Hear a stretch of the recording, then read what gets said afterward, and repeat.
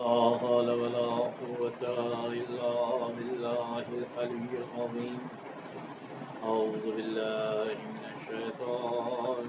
الرجيم. بسم الله الرحمن الرحيم. الحمد لله الذي لا يبلغ مدحته القائلون ولا يحصي نعماءه الأحدون ولا يعدي حقه المجتهدون الذي لا يدركه بعض الهمم ولا يناله الفتن الذي لا يخفى لصفته حد محدود ولا نعت معدود ولا وقت محدود ولا أجل ممدود.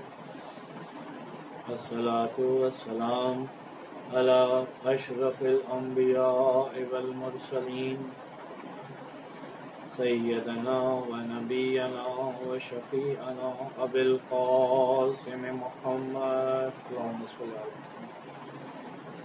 وآله الطيبين الطاهرين المعصومين المظلومين الذين أذهب الله عنهم الرجس وطهرهم تطهيرا اللهم صل على لعنة الله على أعدائهم أجمعين من يومنا هذا إلى يوم الدين.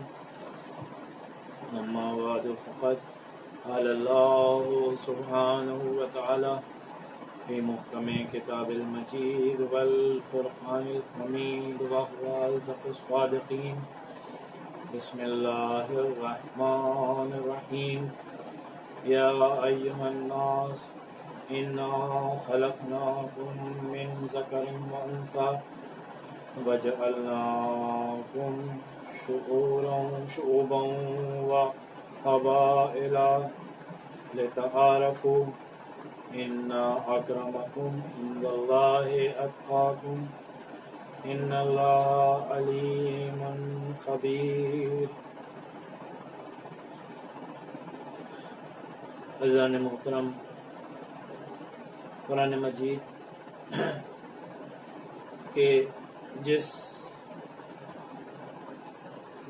سورہ مبارکہ کی آیت کو عنوان بیان قرار دیا، یہ سورہ حجرات 49واں سورہ، اس کی آیت نمبر 13، پارہ نمبر 26. اس میں ارشاد خدائے بزرگ و برتر ہو رہا ہے، اے انسانوں، ہم نے تمہیں ایک مرد اور عورت سے پیدا کیا ہے اور تمہیں مختلف خاندانوں اور قبیلوں میں قرار دیا ہے، اس کے لیے کہ تم آپس میں ایک دوسرے کو پہچانو. یقیناً تم میں عزت والا زیادہ اللہ کے نزدیک وہ ہے جو تم میں زیادہ پرہیزگار ہو. بلا شبہ اللہ بڑا جاننے والا ہے، خبر رکھنے والا. عزیزان محترم،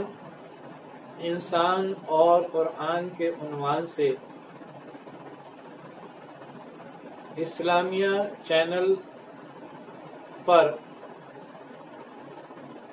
ہونے والی سروزہ مجالس میں 3 مجالس میں یہ پہلی مجلس ہے جس میں آپ کی خدمت میں اس آیہ مبارکہ کا انتخاب کیا کہ جس کا مقصد انسانوں کو یہ بتانا ہے یا آگاہ کرنا ہے کہ دیکھو اے انسانوں، ہم نے تمہیں ایک مرد اور ایک عورت سے پیدا کیا ہے اور اس کے بعد ہم نے تمہیں مختلف خاندانوں یعنی الگ الگ خاندانوں میں اور قبیلوں میں قرار دیا، اس لیے تاکہ تم آپس میں ایک دوسرے کو پہچان سکو، اور یہ قوم اور قبیلے کے بعد ارشاد ہو رہا ہے کہ یقیناً تم میں عزت والا زیادہ اللہ کے نزدیک وہ ہے جو تم میں زیادہ پرہیزگار ہے، اور بلا شبہ اللہ بڑا جاننے والا ہے اور خبر رکھنے والا ہے۔ یعنی انسان کو اس بات کی آگاہی کر دی گئی ہے کہ دیکھو، قوم کی بنا پر، کسی قوم سے تعلق رکھنے کی بنا پر، کسی قبیلے میں پیدا ہو جانے کی بنا پر اگر انسان فخر کرے تو یہ کوئی فخر کی بات نہیں ہے، بلکہ فخر کی بات یہ ہے کہ اللہ کے نزدیک عزت والا ہو انسان۔ اللہ کے نزدیک عزت والا ہونے کے لیے کیا ہے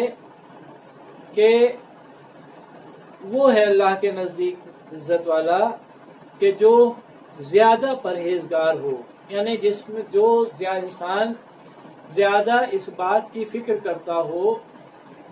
کہ ہم اپنے پیدا کرنے والے، اپنے خالق، اپنے مالک اور اپنے رب کی مرضی کے مطابق زندگی گزاریں۔ یقیناً قرآن مجید اللہ کی طرف سے بھیجی گئی کتاب ہے، اور اسی قرآن مجید میں جہاں مسلمانوں کو ایڈریس کیا جا رہا ہے، مسلمانوں کو مخاطب کر کے گفتگو کی جا رہی ہے، کبھی مومنین کو ایڈریس کیا جا رہا ہے، مومنین کو مخاطب کر کے گفتگو کی جا رہی ہے، اور کہیں پر منافقین کو ایڈریس کیا جا رہا ہے۔ لیکن اسی قرآن مجید میں متعدد مقامات پر، بہت سی جگہوں پر انسان کو ایڈریس کیا جا رہا ہے، ہیومن بینگز کو ایڈریس کیا جا رہا ہے، ساری انسانی برادری کو ایڈریس کیا جا رہا ہے۔ اس کا مطلب کہ قرآن جو اللہ کی کتاب ہے یہ صرف مسلمانوں کے لیے نازل نہیں ہوئی، بلکہ قرآن مجید اللہ کا بھیجا ہوا کلام، اس اللہ کا بھیجا ہوا کلام ہے کہ جو ساری انسانیت کا خالق ہے،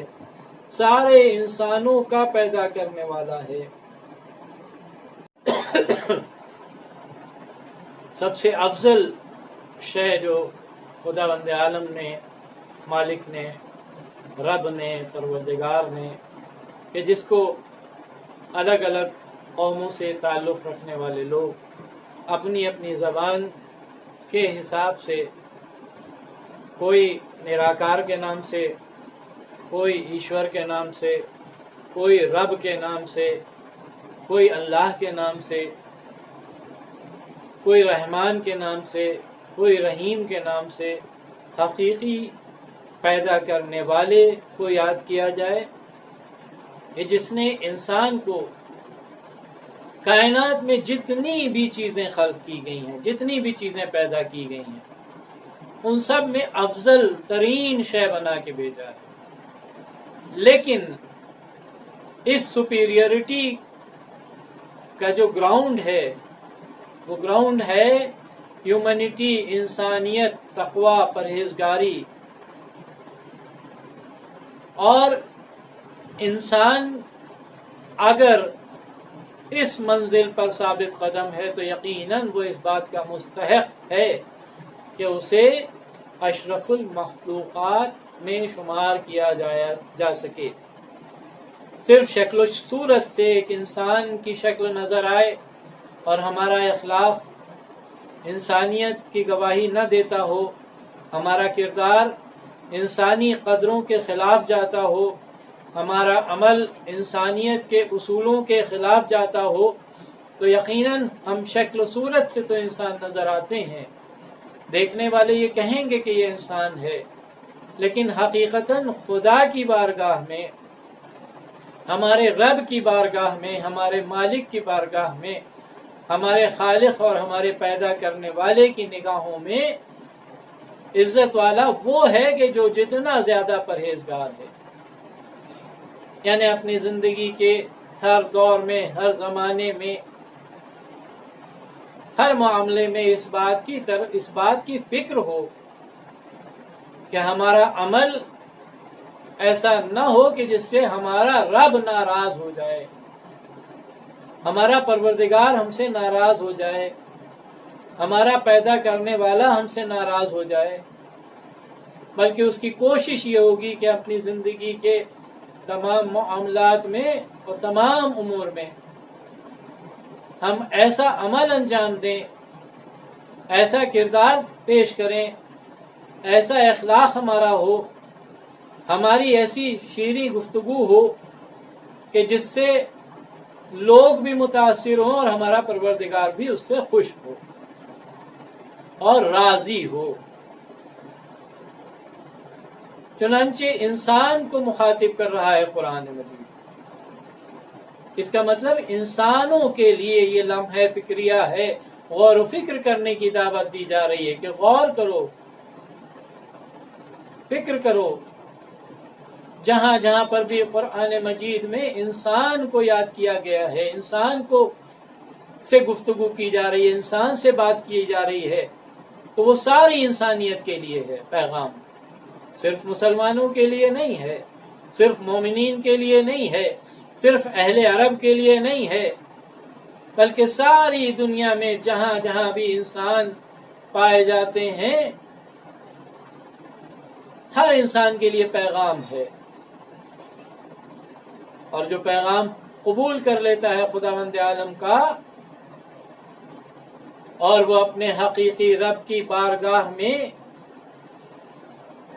اپنے سر کو خم کر دیتا ہے، اپنی پیشانی کو خم کر دیتا ہے اور اپنے ہاتھوں کو جوڑ کے بارگاہ رب العزت میں یہ عرض کرتا ہے کہ پروردگار، ہم تیرے بندے ہیں، تیرا جیسا حکم ہے ہم ویسے زندگی گزاریں گے، تیرا جیسا حکم ہے ویسا ہم عمل کریں گے۔ ہمارا جو پیدا کرنے والا ہے وہی بہتر جانتا ہے کہ ہمارے لیے کیا بہتر ہے، اس سے بہتر کائنات میں کوئی نہیں جانتا کہ ہمارے لیے کیا بہتر ہے، اس سے بہتر کائنات میں کوئی نہیں بتا سکتا کہ ہمارے لیے کیا بہتر ہے، لیکن یہ کہ ہمارا رب، ہمارا پروردگار، خدا بزرگ و برتر، مالک موت و حیات، اور اسی نے ہمیں یہ آگاہ کیا ہے کہ دیکھو قوم اور قبیلے کی بنا پر فخر کرنے سے فائدہ نہیں ہے، بلکہ تقوی اور پرہیزگاری ہو، اس بات کی جستجو ہو، اس بات کی فکر ہو کہ ہم اپنے ساری دنیا میں عزاداری ایک ایسا امر ہے، ایک ایسی عبادت ہے کہ جس میں کسی بھی مذہب و مسلک کی قید نہیں ہے، کسی آئیڈیالوجی کی قید نہیں ہے، بلکہ جہاں انسانیت پائی جاتی ہے، جہاں درد انسانیت پایا جاتا ہے دلوں میں، وہاں پر عزاداری ہوتی ہے۔ صرف شیعہ عزاداری نہیں کرتے، صرف اہل سنت عزاداری نہیں کرتے، دنیا کے ہر مذہب اور ملت کے لوگ ساری دنیا کے کونے کونے میں عزاداری کرتے ہیں اور گریہ و بکا میں حصہ لیتے ہیں، ماتم داری و سینہ زنی میں حصہ لیتے ہیں۔ آخر 1400 سال گزر جانے کے بعد بھی آج امام حسین علیہ السلام کی اس عظیم ترین قربانی کو یاد کیا جاتا ہے تو ہر اس انسان کی آنکھوں میں آنسو آ جاتا ہے کہ جس کے سینے میں انسان کا دل ہے، جس کے سینے میں ذرا سا بھی انسانیت کا درد ہے، اور وہ کربلا کی ان مصیبتوں کو یاد کرتا ہے۔ کہ خدا کی قسم 3 دن کی بھوک اور پیاس کا عالم، چھوٹے چھوٹے بچے اللہ لعنت اللہ علی القوم وسيعلم الذين ظلموا أي منقلب. إنا لله وإنا إليه راجعون.